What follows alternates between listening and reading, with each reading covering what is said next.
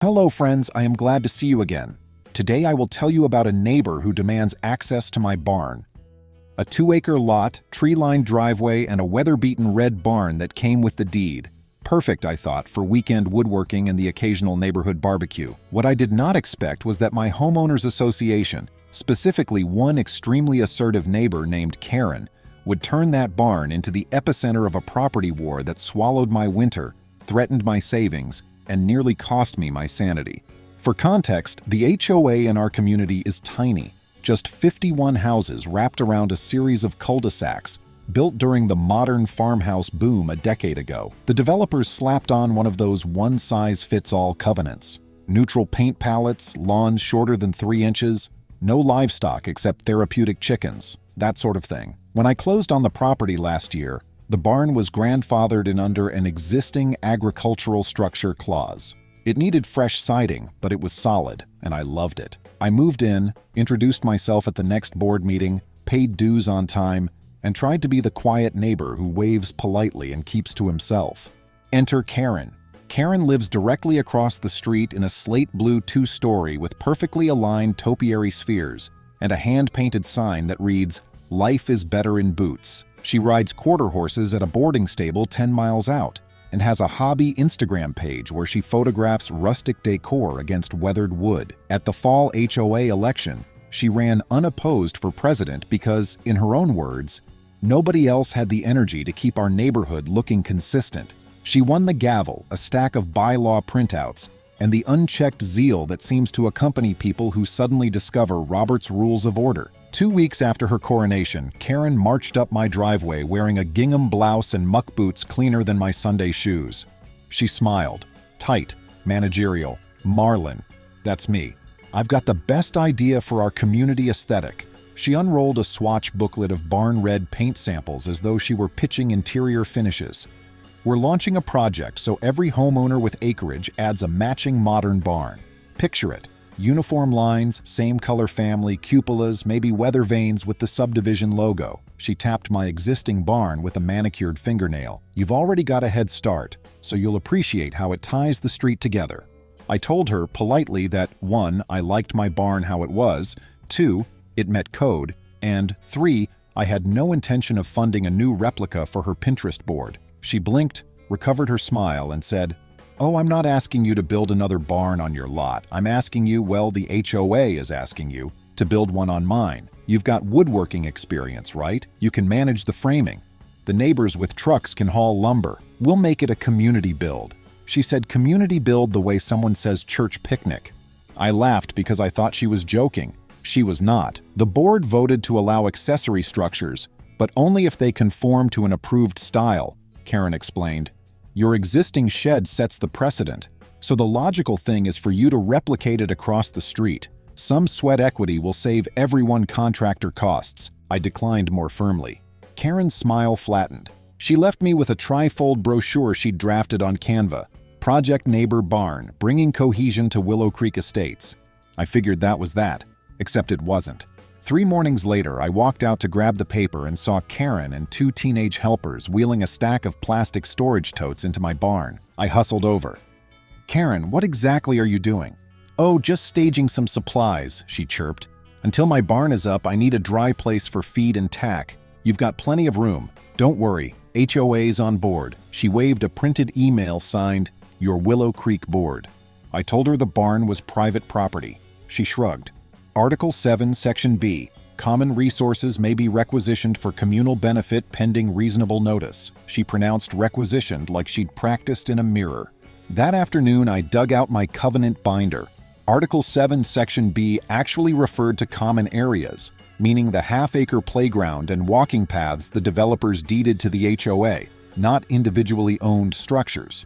Karen's citation was, at best, a misunderstanding, at worst, a deliberate misread. I installed a Wi-Fi camera inside the barn and waited. Over the next week, Karen and her crew deposited 2 Western saddles, a bale of alfalfa, 6 bins of holiday decorations, a bundle of reclaimed fence boards, and what looked suspiciously like her mother-in-law's antique trunk. She never asked again. She simply acted as though my padlock was a revolving door. On day 8, I called the county sheriff's non-emergency line. 2 deputies arrived, reviewed my footage, and agreed it constituted trespass under state statute. They knocked on Karen's door. I watched from my porch. 20 minutes later, the deputies returned, handed me a case number, and said Karen claimed HOA entitlement. They advised me to send a certified cease and desist letter and file an order for protection of property if the behavior continued. Translation: plenty of paperwork, maybe a civil court date, but little immediate relief. The deputies did haul the saddle stands back across the street, which felt like a minor win, until dusk, when Karen stomped over and taped a bright yellow notice on my barn's double doors. HOA investigation pending. Do not remove seal. Apparently, while I was talking to the deputies, she'd convened an emergency board quorum via group text. The 3-person panel, Karen, her best friend Tina, and an elderly gentleman named Otis who never attends meetings but likes potluck cookies, voted to open an architectural compliance review against my barn. Grounds cited: failure to maintain uniform exterior color, and refusal to participate in neighborhood improvement initiative. The notice threatened $100 per day in fines, lien placement, and suspension of community privileges. Read the pool key, unless I met with the board within 10 days. I phoned the only real estate attorney in town who didn't advertise on bus benches. She specialized in HOA disputes. Her retainer was steep, but she offered free initial guidance. Document everything, and don't remove the HOA seal yet, because Karen would spin that as evidence of non-compliance. She also pointed me to the state's Homeowners Association Act, which limits an HOA's power to place liens without a court order if the alleged violation is under formal dispute. Good to know. The next morning, I woke to find bright orange extension cords snaking from Karen's garage, across the road, through a gap in my fence, and into a second-story barn window. She was siphoning electricity, my electricity, to run heaters for her feed barrels. My outdoor meter clicked faster than a casino wheel. I yanked the cords, piled them on her lawn, and emailed the board. No response. Instead, Karen slid a letter under my doormat that afternoon. It was printed on lavender stationery that smelled faintly of vanilla. The first paragraph was written in the voice of the HOA secretary, Karen. The second paragraph switched to the voice of Karen's personal representative, also Karen. It concluded with a conditional settlement offer. If I agreed to build her barn by spring, using HOA-approved paint and paying for materials, she'd rescind the fines and cite my spirit of cooperation at the annual meeting. I hold a biology degree, not a law degree, but I'm proficient in one crucial skill: reading government websites at 3 in the morning. By dawn, I'd bookmarked precedents for wrongful lien threats, researched trespass damages, and drafted a chronological log of every item Karen had hauled into my barn. I stapled screenshots from the camera feed. I also dug up the plat map. Funny thing, while the fence line was accurate, the legal property boundary for my lot extended 3 feet beyond where the previous owner had installed the east fence, and right under Karen's hibiscus hedge, which meant Karen's decorative stone border, solar path lights, and 1/2 of her white picket gate were technically on my land. I measured twice, photographed, and added that detail to the log. Day 10 arrived, deadline for the so-called compliance conference. I showed up at the HOA clubhouse with my binder, my attorney on speakerphone, and a thermos of strong coffee. Karen sat at a folding table flanked by Tina, taking minutes longhand, and Otis, nursing hot cocoa and looking vaguely confused. The meeting opened with Karen reading the alleged violations in a rehearsed monotone. When she paused for effect, I slid my binder across the table. I reject your claims and hereby contest under Section 4B of the bylaws, I said. Additionally, I am presenting evidence of trespass, utility theft, and board misconduct. I pointed to the color-coded log. If these fines aren't rescinded immediately, I'll pursue relief under the Homeowners Association Act, Title IX, and seek damages. Karen's cheeks blotched crimson. Tina's pen froze. Otis muttered something about needing another marshmallow. My attorney's voice crackled through the speaker, confirming the statutes. Karen tried to regroup, citing that community resources clause again. My attorney corrected her interpretation. By the end of the hour, Karen agreed, on record, to table the fines pending further review. I drove home feeling cautiously triumphant until I turned onto my driveway and saw a roll-off dumpster parked in front of the barn door. Spray painted on its side, "Property improvement in progress. Do not move." Karen had rented a dumpster and had it delivered onto my gravel.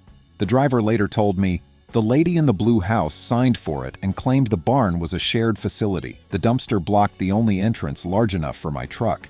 I dialed the roll-off company, explained the ownership issue, and asked them to remove it.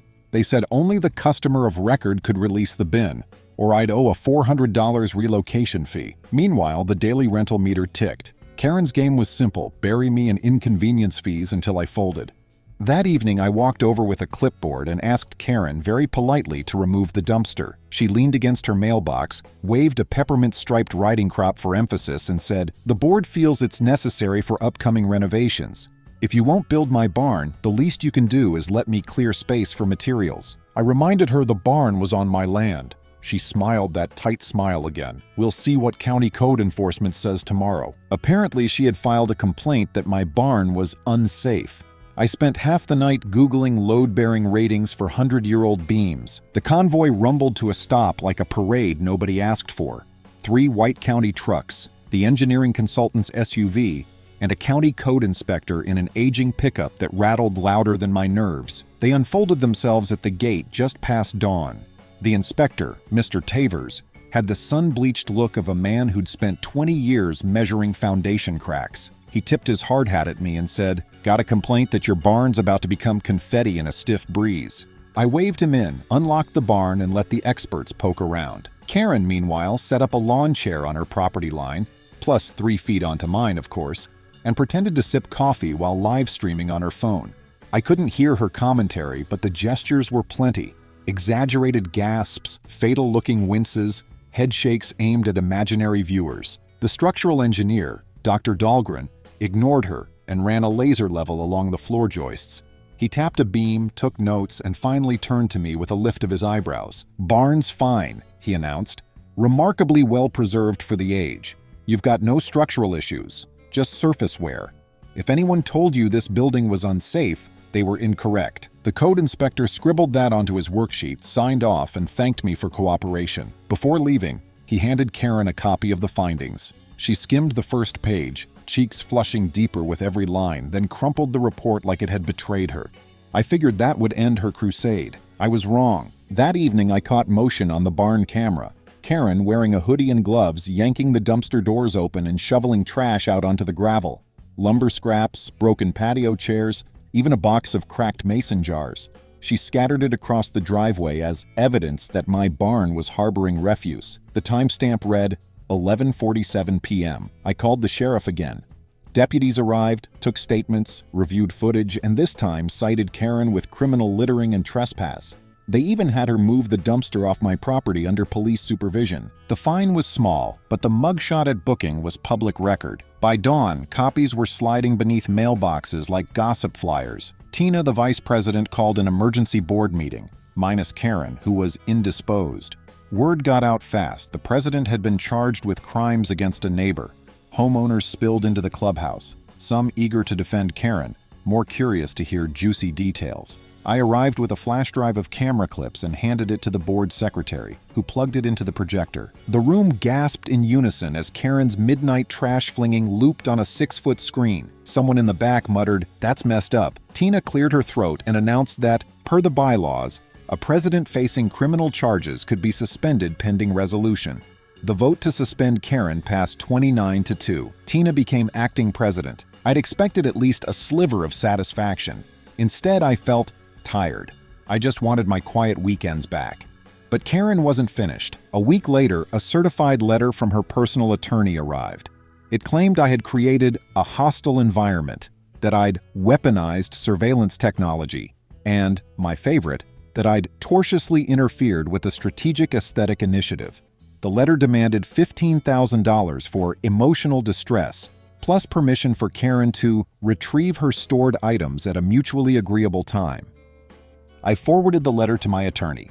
She emailed back 3 sparkling words: "We counter-sue." The following month blurred into depositions. Karen's lawyer tried to paint me as an aggressive recluse guarding a dilapidated barn like buried treasure. My attorney countered with timestamps, statutes, and the plat map, highlighting that slice of land under Karen's hedge. That seemingly trivial 3-foot strip became our ace. Karen wasn't just trespassing. Her ornamental fence, solar lights, and a corner of her concrete driveway were sitting on my parcel. A quiet shift occurred. What began as her accusation of my non-compliance flipped into Karen defending her encroachments. She tried to claim an easement by prescription, but the property's age and the fresh survey disproved continuous use. My attorney filed for an order compelling removal of all structures from my land. Around this time, I noticed nail punctures in my truck tires, slow leaks, always after midnight. The deputies started extra patrols. Karen installed motion lights aimed directly at my bedroom window, so bright they triggered my phone camera every hour. I put blackout curtains up and kept documenting. The civil court date finally arrived on a gray Thursday. In the courthouse hallway, Karen wore a pastel blazer and a smile stretched so thin I thought it might split. Inside, the judge listened to 3 hours of exhibits. The sheriff's incident reports, the engineer's clearance, photos of extension cords, the dumpster invoice, aerial survey maps, and the HOA's own minutes lit up like stepping stones showing exactly who had stomped over whose rights. The judge ruled, Karen owed me $4,200 for utility theft, tire damage, and cleanup costs. She had 30 days to remove every object stored in my barn. She had 60 days to relocate her fence, lights, and driveway from my land. A permanent injunction barred her from entering my property without written consent. Her harassment, documented by repeated police calls, merited court-ordered mediation, or she'd face escalating fines. Outside the courthouse, local reporters angled for quotes. I kept it short, just happy the law worked. Karen, meanwhile, muttered something about selective justice into a microphone and sped off. When I got home, the barn felt lighter, like it could finally exhale. But the saga still had one coda left. Karen's absence at HOA meetings left a vacuum. Acting President Tina scheduled a formal recall election. Flyers went out. Households talked over fences. Some neighbors felt bad for Karen, arguing she'd simply gotten carried away.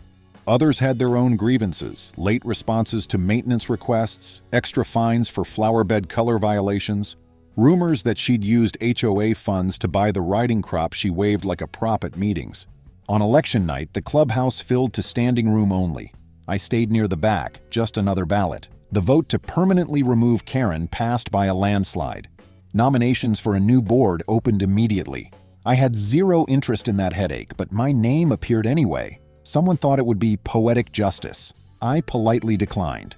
A retired firefighter named Gus took the helm instead, promising transparency and shorter meetings. 2 days later, Karen's crew showed up with a flatbed trailer and began hauling her totes and feed barrels out of my barn. Deputies watched from their cruiser to ensure compliance. They finished at sunset. Karen didn't make eye contact but tossed a manila envelope at my porch, a cashier's check for $4,200, and a one-sentence note, paid under protest. The following week, contractors jackhammered Karen's driveway edge while she paced circles in her yard barking orders. By the time they finished moving the fence back 3 feet, her hibiscus hedge looked like a bad haircut. I didn't gloat, I offered the workers lemonade. Life eased into something resembling normal. The dumpster scars faded. My electricity bill returned to baseline. Neighbors I'd barely met before started waving around corners. Gus, the new president, invited me to join a maintenance standards committee, but I declined, citing barn restoration projects I actually enjoyed. One spring Saturday, I spent the afternoon repairing a window sash when a soft knock tapped the barn door. It was Karen's teenage daughter, Mallory, holding a pail of fresh eggs from their backyard hens. She mumbled an apology on her mom's behalf and said they were trying to start fresh. I thanked her, accepted the eggs, and sent her off with a smile. Kids shouldn't bear the weight of adult mistakes. As for Karen, she's kept her distance. We nod if our mail runs collide. The injunction still stands. Word around the block is she sold her quarter-horse trailer to cover legal fees. She has a new hobby page, Minimalist Gardening, which features a lot of tight shots of planters so you can't see how close every pot is to that corrected fence line. Me? I added a fresh coat of barn red paint, my shade, not the HOA's swatch, and installed a vintage weather vane just for fun. The structure that started this whole mess now looks better than ever. Some Saturday mornings I roll the doors wide, sip coffee, and let sunlight fill every inch of space that used to be cluttered with someone else's belongings. Peace, it turns out, is as simple as an empty floor and a padlock that only I can unlock. 6 calm weeks passed, long enough for routines to feel ordinary again. before the next tremor rippled through our cul-de-sac. It started with a peach-colored sticky note on my front door. Notice of excessive mechanical noise, correct within 72 hours. The letterhead looked official at a glance. County Environmental Standards Division, except the logo was blurry and the phone number routed to a disconnected line. I recognized the handwriting on the envelope flap, the same looping capitals Karen used in her previous settlement offer. I wasn't running power tools that week, just sanding a picture frame indoors, so the claim was bogus. Still, false code violations can spiral if the recipient panics and fixes non-existent problems. I saved the note, snapped photos, and drove to the actual county office the next morning. The real clerk confirmed no complaints were filed.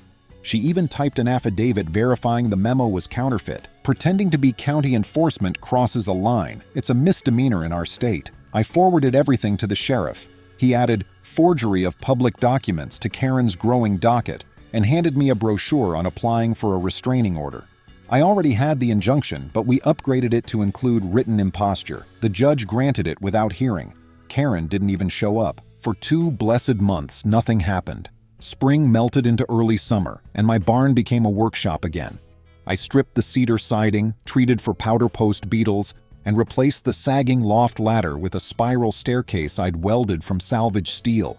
On Saturdays, neighbors strolled over, curious about the clang of hammers and the smell of boiled linseed oil. I started a tradition: iced tea on the tailgate at 4 o'clock. Open invitation.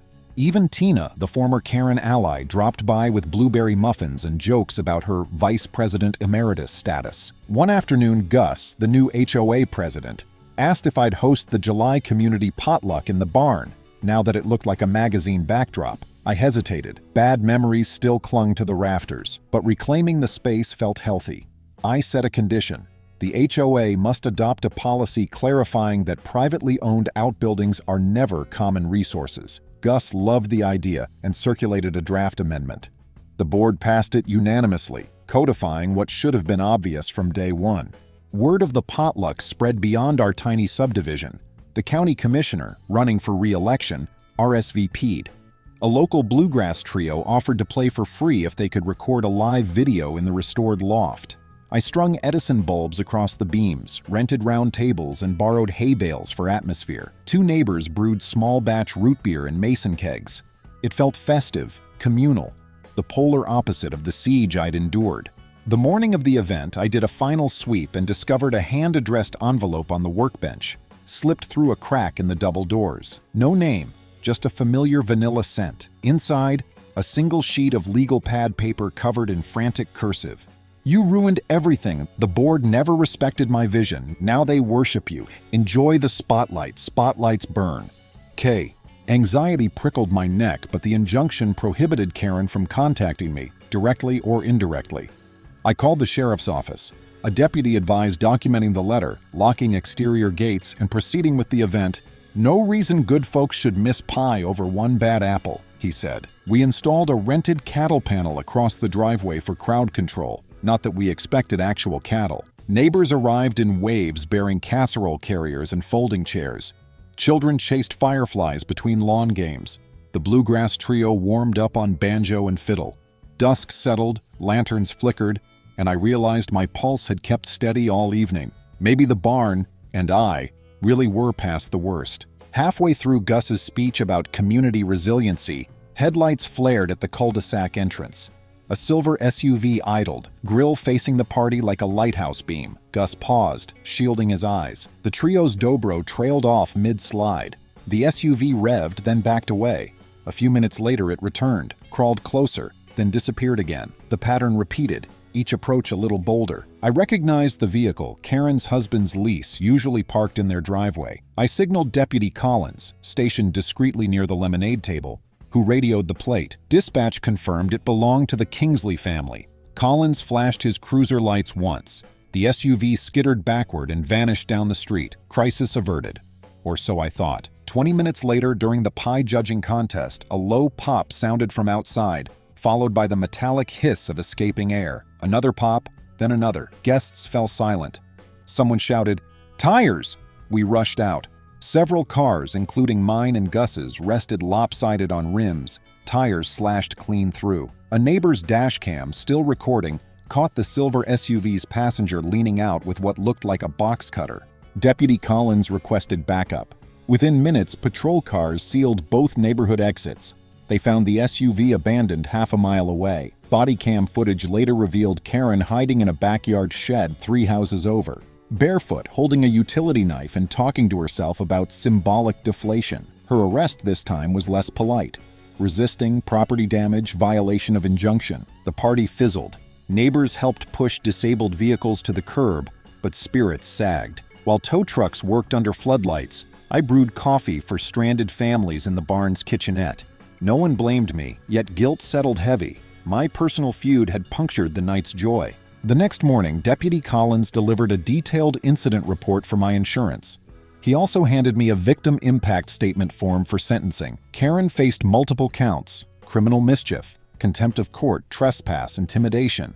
Because she employed a blade, the DA upgraded charges to a felony. I filled out the statement honestly, emphasizing fear, financial strain, and community harm, but I added that I hoped Karen received mental health evaluation. Sabotage of this scale felt more desperate than vindictive. Court moved quickly. Video evidence was irrefutable. Karen's attorney sought a plea deal: 18 months probation, restitution for tire damage, and mandatory counseling. The DA agreed on one non-negotiable addition: 200 hours of community service away from our subdivision. The judge accepted. Karen, trembling, whispered, "Guilty." Tina told me Karen's marriage crumbled under legal bills. The Kingsleys listed their house within a week. A real estate sign rose where the hibiscus hedge had been. The ad bragged about ample setback and a freshly repoured driveway, skipping every HOA skirmish. I thought it would linger, but suburban demand is relentless.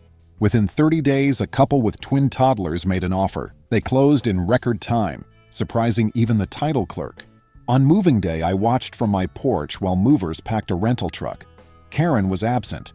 Rumor said she'd retreated upstate. The crew overlooked the weather-beaten trunk she'd once hidden in my barn, leaving it at the curb, lock intact. I let the HOA schedule pickup. By garbage day, the trunk was gone, reclaimed by chance. 3 weeks later, the newcomers hosted a brunch. Bounce house, sidewalk chalk, heaps of bagels. I brought cinnamon rolls and spare copies of the revised bylaws. They joked about barn legends, but just wanted a friendly street to raise toddlers. I said they'd chosen well. With Karen gone, equilibrium returned. Gus, our new president, pushed transparency. Open budgets, rotating chairs, mediation before fines. Meeting attendance doubled once residents felt invited, not inspected. I turned the barn into a community hub. Projector for movie nights, ramp for accessibility, soundproofed loft for bluegrass rehearsals. We added a tool lending library. Neighbors sign out pressure washers or ladders, entry tracked by keypad. Waivers confirming the building is mine and courtesy is conditional. Gus audits the log monthly. Saturday mornings now hum with borrowed compressors and driveway banter. That autumn, I erased the last trace of Karen's driveway. Renting a backhoe, I removed the concrete wedge and planted sugar maples 6 feet inside my line. Fresh topsoil and mulch promised a greener spring. That weekend, her daughter Mallory biked over. She'd joined FFA and needed a brood box.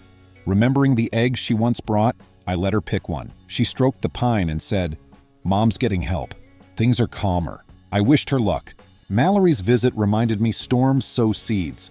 A feud that scorched lawns also fertilized better bylaws, sturdier ties, and personal growth. I can quote the HOA Act like a paralegal, weld a spiral staircase, and host a potluck for 100.